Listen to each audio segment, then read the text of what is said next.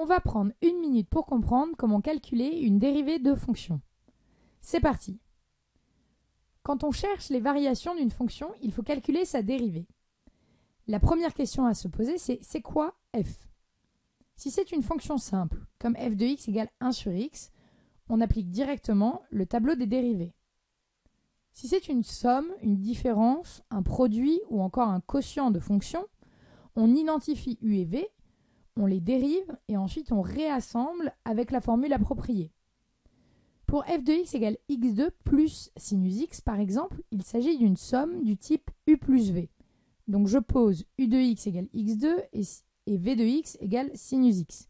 Je dérive u et v et ensuite je réassemble grâce à la formule pour la somme, à savoir dérivée de u plus v égale u' plus v'.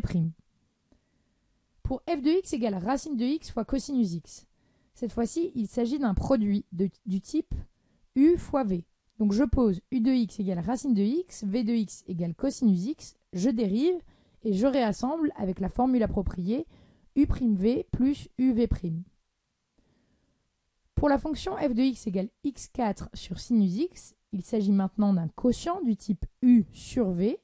Donc je pose u de x égale x4, v de x égale sinus x, je dérive u et v et je réassemble grâce à la formule u'v moins uv', le tout sur v2.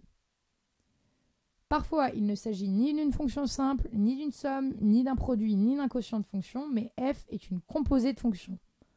Eh bien, c'est exactement la méthode qu'on va développer dans les prochaines vidéos.